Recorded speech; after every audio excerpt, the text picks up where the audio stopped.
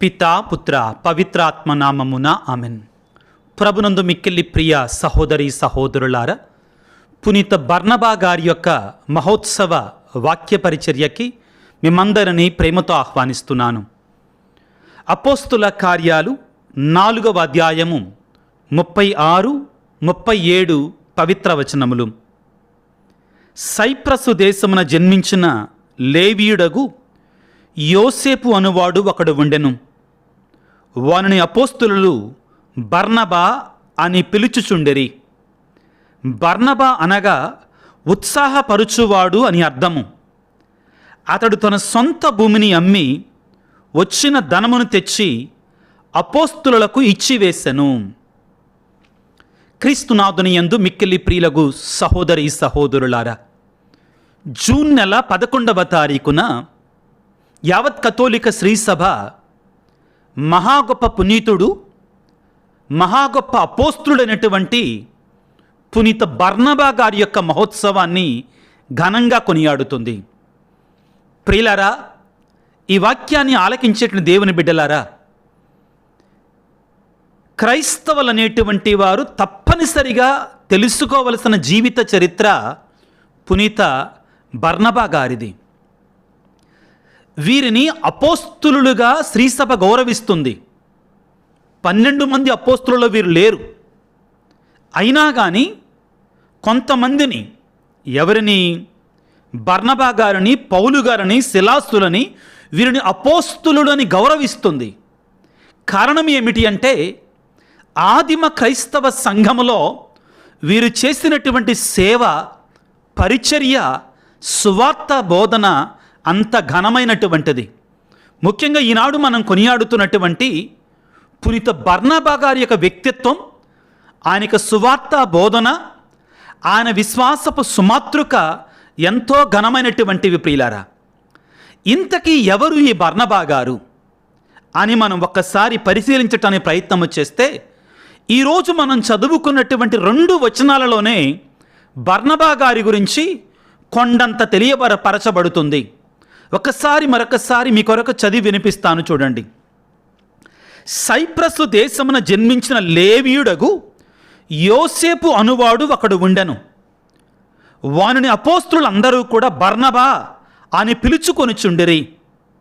కారణం ఏమనగా, బర్నబా అనగా ఉత్సాహపరచువాడు అని అర్థము. అతడు సొంత భూమిని అమ్మి వచ్చిన పైకమును తెచ్చి అపోస్తులకు ఇచ్చివేశాను. అపోస్తుల కార్యాలు 4వ అధ్యాయము 36, 37 వచనాలు. ఈ 2 వచనాల ద్వారా మనకి బర్నబా గారి గురించి ఏం తెలుస్తుంది? జాగ్రత్తగా ఆలకించండి. బర్నబా ఒక యూదుడు.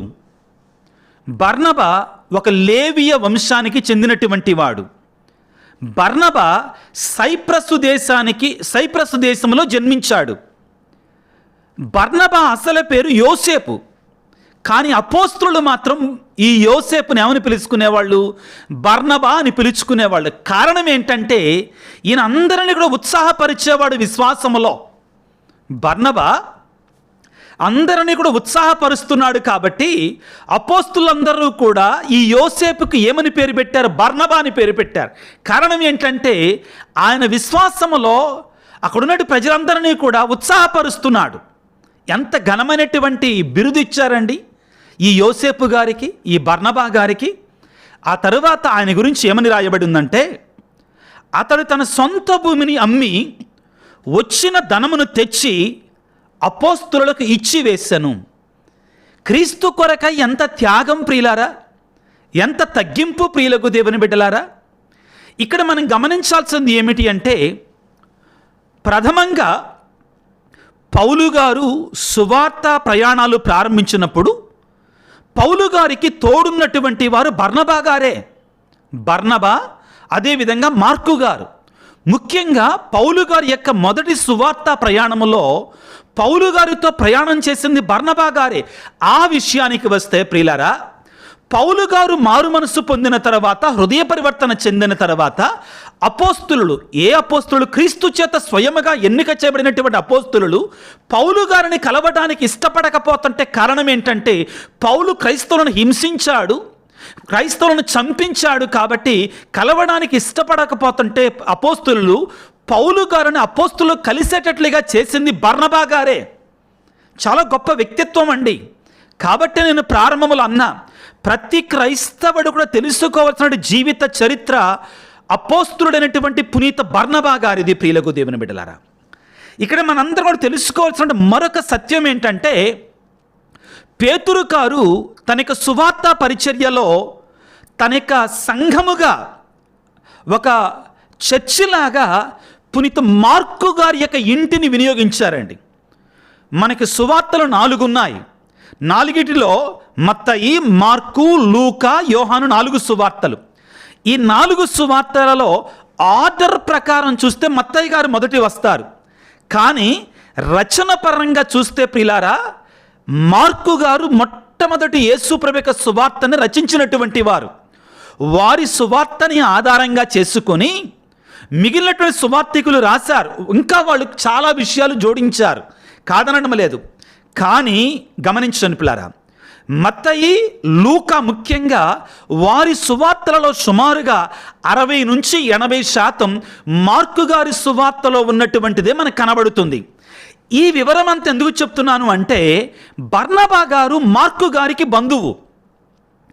ఎలా తెలుస్తుంది మనకి? వాక్యాన్ని కొంచెం లోతుగా చదివితే తెలుస్తుంది. ఒకసారి మన కొలస్సీ పత్రిక 4వ అధ్యాయము 10వ వచనాన్ని చదువుకోవటానికి ప్రయత్నం చేద్దాం. కొలస్సీ పత్రిక 4వ అధ్యాయం 10వ వచనము. పౌలు గారు ఈ విధంగా అంటున్నారు, నాతో పాటు కారాగారమున నందున్న అరిస్టార్కు, బర్నబాకు దగ్గర బంధువైన మార్కు మీకు శుభాకాంక్షలు తెలియజెప్పుచున్నారు. జాగ్రత్తగా ఆలకించండి. పౌలు గారు ఇప్పుడు చెరసాలలో ఉన్నారు, తన మరణానికి దగ్గర అవుతున్నారు. వారికి ఎవరు సేవ చేస్తున్నారండి? మార్కు గారు మరలా సేవ చేస్తున్నారు. జాగ్రత్తగా ఆలకించండి వాక్యాన్ని. కొలస్సీ పత్రిక 4వ అధ్యాయం 10వ వచనం. నాతో పాటు కారాగారమందున్న అరిస్టార్కు, బర్నబాకు దగ్గర బంధువైన మార్కు మీకు శుభాకాంక్షలు తెలియజేస్తున్నారు. ఈ వాక్యం ద్వారా నేనేం చెప్పదలుచుకున్నాను అంటే, బర్నబా మార్కు గారికి బంధువు. నేను రీసెర్చ్ చేస్తే నాకు తెలిసింది ఏమిటి అంటే, వాళ్ళిద్దరు కూడా నెఫ్యూస్, అంకుల్ అండ్ నెవ్యూ అన్నమాట. ఇక్కడ మీకు మరొక విషయాన్ని కూడా చెప్పాలి. బర్నబా గారి విషయం, ముఖ్యంగా మార్కు గారి విషయంలో ప్రియులారా, పేతురు గారు బంధించబడ్డారు, చెరసాలలో వెయ్యబడ్డారు. వెయ్యబడిన తర్వాత సంఘము పేతురు గారి కొరకే తదేకంగా ప్రార్థన చేస్తూ ఉంది. ప్రియులకు దేవుని బిడ్డలారా, సంఘము ప్రార్థన చెయ్యగా పేతురు గారు విడుదల పొందారు. విడుదల పొంది ఆయన సరాసరి మార్కు గారి ఇంటికి వచ్చారు. విడుదల పొందిన తర్వాత అది మరలా వేరొక సబ్జెక్టు. ఎలా విడుదల పొందారు తనకు తానే తెలియకుండా ఆ పేతురు గారు అద్భుత రీతిగా ఎలా విడుదల పొందారు, సంఘం ఏ విధంగా పేతురు గారి కొరకై చెరసాలలో ఉన్నప్పుడు సంఘం రాత్రి కూడా మేలుకొని ప్రార్థన చేసింది, ఈ వివరాలన్నీ కూడా మనకి అపోస్తుల కార్యాలు 11వ అధ్యాయంలో రాయబడి ఉంటాయి. ప్రియులారా, ఇక నేను ఏం చెప్తున్నానంటే, పేతురు గారు విడుదల పొందిన తర్వాత అద్భుత రీతిగా అర్ధరాత్రి సమయమున పేతురు గారు సరాసరి మార్కు గారి ఇంటికి వచ్చారు. వాక్యాన్ని చదివితే అపోస్తుల కార్యాలు 12వ అధ్యాయము 12వ వచనము. అపోస్తుల కార్యాలు 12వ అధ్యాయం 12వ వచనము. పేతురు గారు విడుదల పొందిన తర్వాత అర్ధరాత్రి సమయంలో అతడు అట్లు తెలుసుకొని మార్కు అను మారు పేరు గల యోహాను తల్లియగు మరియమ్మ ఇంటికి పోయాను. అక్కడ చాలామంది ప్రజలు చేరి ప్రార్థన చేయుచుండిరి. ఎవరింటికి వెళ్ళారు? పేతురు గారు మార్కు గారి ఇంటికి వెళ్ళారు. ప్రియులకు దేవుని వెళ్ళారు. ఈ మార్కు గారికి బర్నబా గారు ఏమవుతారు? అంకుల్ అవుతారు, పెద్దవాడు బర్నబా గారు. ఆ బర్నబా గారితో మార్కు గారితో పౌలు గారు మొదటి సువార్త ప్రయాణాన్ని చేశారు. ప్రియులారా, ఆదిమ క్రైస్తవ సంఘం నిలబడటానికి అపోస్తులు శతవిధాలుగా కృషి చేశారు. దేవుడు వారిని చాలా బలంగా వాడుకున్నారు. వారి యొక్క శ్రమ లేకుండా, వారి యొక్క పాటులు లేకుండా, వారి యొక్క వేదసాక్షి మరణము లేకుండా వారు స్త్రీసభకి మూల స్తంభాలు. వాళ్ళు లేకుండా స్త్రీసభ లేదు, నీవు నేను లేను, విశ్వాసం లేదు ప్రియులారా. కాబట్టే నేను ప్రారంభంలో ఒకసారి చెప్పాను, ఇది 3వసారి మీకు చెప్పటం, బర్నబా గారి యొక్క జీవిత చరిత్రని ప్రతి క్రైస్తవుడు కూడా కొద్దిగో కాస్తో కూస్తో తెలుసుకొని ఉండాలి. ఆయన సైప్రసు దేశంలో జన్మించాడు. లేవియ వర్గానికి చెందినటువంటి వాడు, యూదుడు. అదేవిధంగా ఆయన పేరు అసలు పేరు యోసేపు అయితే శిష్యులందరూ అపోస్తులందరూ కూడా ఆయనకు బర్నబా అని పేరు పెట్టారు. ఎందుకనంటే ఆయన ఉత్సాహపరిచేటువంటి వాడు. ఇంకా అన్నిటికంటే ముఖ్యంగా తనకున్నటువంటి సంపదను, భూమిని అంతటిని కూడా అమ్మి ధనాన్ని తీసుకొని వచ్చి అపోస్తుల యొక్క పాదాల చెంత పోశాడు. ఆ తరువాత బర్నబా ప్రియులారా పౌలు గారితో పాటు మొదటి సువార్త ప్రయాణానికి వెళ్ళారు. పౌలు గారు బర్నబాని, మార్కుని మొదటి సువార్త ప్రయాణానికి తీసుకొని వెళ్ళారు. ప్రియులకు దేవుని బిడ్డలారా, అదేవిధంగా బర్నబా గారి గురించి మరొక్క వాక్యాన్ని మీకు చదవాలనుకుంటున్నాను. అపోస్తుల కార్యాలు 11వ అధ్యాయము 24వ వచనం ఈ విధంగా సెలవిస్తుంది. ప్రియులకు దేవుని బిడ్డలారా, ఏమంటుందంటే 22 నుంచి చదువుతాను, జాగ్రత్తగా ఆలకించండి. అపోస్తుల కార్యాలు 11:22 నుంచి. ఈ వర్తమానం యెరూషలేములోని క్రీస్తు సంఘము నాకు తెలిసి వారు బర్నబాను అంటియోకునకు పంపిరి. అతడు అక్కడికి వెళ్ళి దేవుని కృపను గురించి సంతోషించి ప్రభువునేడ హృదయపూర్వకముగా విశ్వాసపాత్రులై ఉండుడని వారిని ప్రోత్సహించను. ప్రియులారా, అంటియోకియాలో ఉన్నటువంటి వారు కొంతమంది విశ్వాసులయ్యారని, అంటియోకియా సంఘాన్ని గురించి కూడా ఈ మధ్యలో మీకు చాలా వివరించాను. అంటియోకియా, అలెగ్జాండ్రియా, ఈ సిరియా, ఈ ప్రాంతాలన్నీ కూడా క్రైస్తవులకి ఆయువు పట్టు. ప్రియులారా, ఆదిమ క్రైస్తవ సంఘాలకి ఈ అంటియోకియా సంఘములోనే మొట్టమొదటిగా క్రైస్తవులనే పేరుతో పిలిచారు. క్రిస్టియన్స్ అని పిలిచారండి. అయితే అక్కడ కొంతమంది విశ్వాసులు అయ్యారని తెలుసుకొని అపోస్తులందరూ కూడా ఎవరిని పంపిస్తున్నారు అక్కడికి? అంటియోకియాకి బర్నబాని పంపిస్తున్నారు. బర్నబా ఏం చేశారు? అక్కడికి వెళ్ళి వారు విశ్వాసపాత్రులై ఉండుటను చూచి వారిని ప్రోత్సహించను. బర్నబా అసలు పేరేంటి? యోసేపు. బర్నబాని ఎందుకు పేరు పెట్టారని ప్రోత్సహిస్తున్నాడు కాబట్టి, అని ఉత్సాహపరుస్తున్నాడు కాబట్టి. ఇక్కడ కూడా వెళ్ళి ఆయన ఏం చేస్తున్నాడంటే అంటియోకియాలో ఉన్న సంఘాన్ని ప్రోత్సహించాడు. ఆయన వారిని ఉత్సాహపరిచాడు. ప్రియకు దేవుని. ఆ తర్వాత వాక్యం ముఖ్యం ప్రియులారా. అపోస్తుల కార్యాలు 11వ అధ్యాయం 24వ వచనం. ఈ బర్నబా చాలా మంచివాడు. వాక్యాన్ని చదువుతున్నా మీకోసం, నా మాట కాదు. ఈ బర్నబా మంచివాడు. అతడు పవిత్రాత్మతోనూ విశ్వాసముతోనూ నిండి ఉండెను. ప్రభువును విశ్వసించు వారి సంఖ్య అధికమయ్యను. బర్నబా గారి గురించి వాక్యం ఎన్ని మంచి మాటలు చెప్తుందండి. ఇందాక మనం 4వ అధ్యాయం చదువుకున్న అపోస్తుల కార్యాలలో, కొలస్సీ పత్రికలు 4వ అధ్యాయం మనం చదువుకున్నాం. అసలు బర్నబా గురించి మచ్చలేనటువంటి వాడు, అజాత శత్రువు బర్నబా గారు. ప్రేమకు నిలువెత్తు నిదర్శనం బర్నబా, అపోస్తులుడైన బర్నబా గారు. ఈయన అపోస్తులుడు కాకపోయినా అపోస్తులను ఎందుకు పిలుస్తున్నారో మీకు వివరించాను ఆల్రెడీ. ఆదిమ క్రైస్తవ సంఘములో మూల స్తంభాలుగా ఉన్నటువంటి వారిని అపోస్తులను బిరుదునిచ్చి సన్మానించింది శ్రీసభ. ఉదాహరణకి పౌలు గారు, సిలాసు గారు, బర్నబా గారు.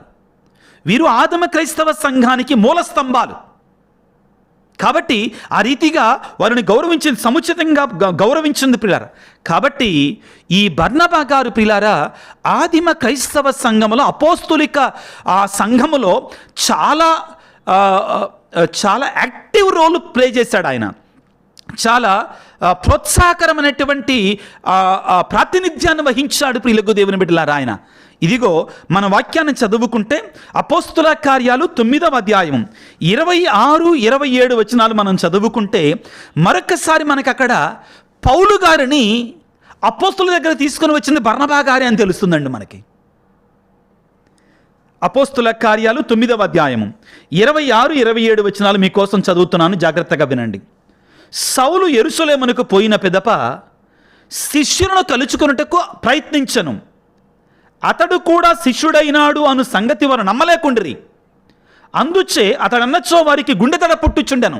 జాగ్రత్తగా ఆలకించండి. అప్పటి వరకు కూడా సౌలు క్రైస్తవ సంఘాన్ని, క్రీస్తుని చీల్చి చెండాడాడు.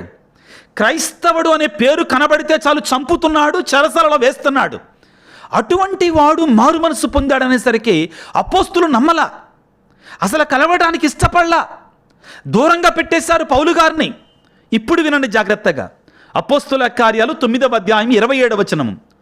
అప్పుడు బర్నబా సౌలునకు సహాయపడుటకు వచ్చి అతనిని అపోస్తుల వద్దకు తీసుకొని పోయి మార్గమధ్యంలో సౌలు ఎట్లు ప్రభువును గాంచినదియు ఆయన అతనితో ఎట్లు మాట్లాడినదయు, సౌలు దమస్కులో యేసునామమును ఎట్లు ధైర్యముగా ప్రసంగించినదయు వారికి పోసగుచ్చినట్లుగా వివరించను. సౌలును వెంటబెట్టుకొని, పౌలుగా మారినట్టు సౌలును వెంటబెట్టుకొని అపోస్తుల దగ్గరికి వెళ్ళి ఈయన మధ్యవర్తిగా ఉండి వాళ్ళిద్దరిని కలిపి ఎంత గొప్ప కార్యాన్ని చేస్తున్నాడు చూడండి. అసలు బర్నబా గారు వాళ్ళిద్దరిని కలిపి దేవుని కొరకే ఒక త్రాటి మీద నడిపించినట్టు మహా గొప్ప అపోస్తులుడు బర్నబా గారండి. ఈయన జీవిత చరిత్ర మనం తెలుసుకోవద్దా ప్రియులారా? ఎంత గొప్ప వ్యక్తిత్వం కలిగినట్టు వ్యక్తి. అసలు ఆ విషయానికి వస్తే అపోస్తులిక సంఘముల ప్రియులారా, ఈయన పేతురు గారి తర్వాత పెద్దరికాన్ని పరిపాలించాడు. ఈయన మాట చెల్లుబడయ్యేది, ఈయనంటే గౌరవం ఉండేదండి. పౌలు గారి కంటే కూడా ముందుగా ప్రియులారా, ఇది గమనించాలి. ఈయన ఆది నుండి క్రీస్తు ప్రభుని విశ్వసించలా. పెంతుకొస్తు పండుగ తర్వాత ఈయన మారు మనసు పొందాడు. మారు మనసు పొందిన తర్వాత ఆయన ఎంత ఉత్సాహంగా, ఎంత ప్రోత్సాహంగా క్రీస్తు కొరకే పనిచేశాడు అంటే అపోస్తులందరూ కూడా ఆయనని గౌరవప్రదమైన స్థితిని, స్థాయిని ఇచ్చారు వాళ్ళకి. మరొక కారణం ఏంటంటే మార్కు గారి తల్లి మరియమ్మ ఉంది కదా, ఆ మరియమ్మ గారికి అన్న కానీ తమ్ముడు కానీ అయ్యి ఉండాలేనా. కాబట్టి ఆ విధంగా కూడా వీరు ధనవంతులు ప్రియులారా. వీరి ఇంటిలోనే పేతురు గారు సంఘాన్ని, అప్పట్లో చర్చలు లేవు కదండి, వారి ఇంటిలోనే ఆదిమ సంఘము కలిసేదండి, కలిసి ప్రార్థన చేసేది. ఈ రీతిగా ప్రియులారా మారు మనసు పొంది అపోస్తులలోనే తలలో నాలుకగా ఉండి చివరికి ఈయన ప్రస్తుతం ఉన్నటువంటి టర్కీ ప్రాంతంలో దేవుని యొక్క సువార్తని బహుబాహటంగా క్రీస్తు కొరకే ప్రకటించి చివరికి క్రీస్తు శకం 61వ సంవత్సరంలో వేద సాక్షిగా క్రీస్తు కొరకే తన రక్తాన్ని ధారపోశాడు. ప్రియులారా, వీరి యొక్క అవశేషాలని 482వ సంవత్సరంలో సైప్రస్లోని సలామిస్ వద్ద కనుగొన్నారండి. వీరి యొక్క సమాధిని తెరిస్తే దానిలో ఏమి దొరికిందో తెలుసా? మత్తయి గారి యొక్క సువార్త, హీబ్రూ భాషలో రాసినటువంటి సువార్త, ఆ గ్రంథాలు దొరికినాయండి వీడికి. ప్రియులారా, మహా గొప్ప పునీతుడు, శ్రీసభను ప్రోత్సహించినటువంటి వాడు, పౌలు గారికి ఇతర అపోస్తులకు తోడుగా ఉన్నటువంటి వాడు, ఎంతో సువార్త చేసినటువంటి ఈ బర్నబా గారి యొక్క పండగ చేసుకోవటం ఈ రోజున మనం దీవెనగా, ఆశీర్వాదంగా, అదృష్టంగా భావించాలి. ఈ రోజున మనందరం ఏమని ప్రార్థన చేసుకోవాలంటే, తండ్రి బర్నబా గారి వలె మేము కూడా విశ్వాసములో పాదుకొల్పబడి ఇతరులను ప్రోత్సహించి ఇతరులను కూడా విశ్వాసంలో నడిపించేటువంటి వారముగా మమ్ము దీవించు నాయన, ఆశీర్వదించు నాయన అని బర్నబా గారి యొక్క మధ్యస్థ ప్రార్థన ద్వారా ఆ దేవాది దేవుని తలలు వంచి ప్రార్థన చేసుకుందాం. సర్వశక్తిమంతుడా, సర్వోన్నతుడా, ప్రేమమయుడా, బర్నబా గారి లాంటి గొప్ప అపోస్తులను మాకు ఇచ్చినందుకు మీకు స్తోత్రాలయ్యా. ఇదిగో బర్నబా గారు ప్రోత్సాహపరుచువాడు, ఉత్సాహపరుచుగాడు వాడిగా ఉండి నీ కొరకై, నీ సువార్త కొరకై ఎన్నో పాటులు పడ్డాడు, ఎంతగానో శ్రమించాడు నాయన.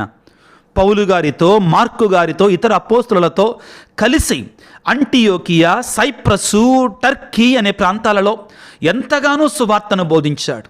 చివరికి తన రక్తాన్ని నీ కొరకై ధారపోశాడు.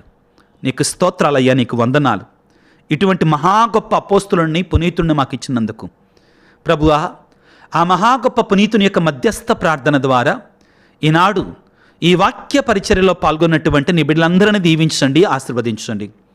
పునీత బర్నబా గారి యొక్క మధ్యస్థ విడుదల ద్వారా అనారోగ్యంతో బాధపడుతున్న బిడ్డలకు మంచి ఆరోగ్యాన్ని దయచేయండి. కుటుంబాలలో శాంతిని, సమాధానం దయచేయండి. ముఖ్యంగా క్రైస్తవులలో ఎవరిలోనైతే విశ్వాసం కొడిగట్టిపోతుందో, నీరుగారిపోతుందో అటువంటి వారిని బర్నబా గారు ఉత్సాహపరచు వాని యొక్క ఆ యొక్క ప్రోద్బలం ద్వారా, ప్రార్థన ద్వారా వారి యొక్క విశ్వాసాన్ని మరొకసారి తేజోవంతం చేయండి, రగిలేటట్లుగా చేయండి ప్రభుగా. ఇదిగో వివిధ అవసరతలతో, కష్టాలతో, బాధలతో మా కొరకు ప్రార్థించండి స్వామి అని వేడుతున్నట్టు వారందరిని కూడా దీవించండి నాయన. వారి తలంపులను దీవించండి నాయన. ఎవరైతే మెసేజ్లు ఉంచుతున్నారో, ప్రార్థన చేయమని అడుగుతున్నారు, వారందరూ నీకు సమర్పిస్తున్నాను. వారిని దీవించమని, ఆశీర్వదించమని వేడుకొనిచున్నాం. ప్రత్యేకమైన రీతిలో ప్రభువా, ఈనాడు ఎవరైతే ఈ సువార్త పరిచర్య ఆగకుండా వారి యొక్క సహాయాన్ని తోధికంగా సహాయం చేస్తున్నారు, వారందరిని 30ంతలుగా, 60ంతలు, 100ంతలుగా దీవించమని మా నాథుడైన క్రీస్తు ద్వారా వేడుకొనిచున్నాము తండ్రి, ఆమెన్. ప్రభువు మీతో ఉందరుగాక, మీ ఆత్మతో ఉందరుగాక. సర్వశక్తి గల సర్వేశ్వరుడు పిత, పుత్ర, పవిత్రాత్మ మిమ్ము మీ కుటుంబాలను చల్లగా దీవించి ఆశీర్వదించి కాపాడుదురుగాక. God bless you. దేవుడి మిమ్ము దీవించుగాక. ఆమేన్.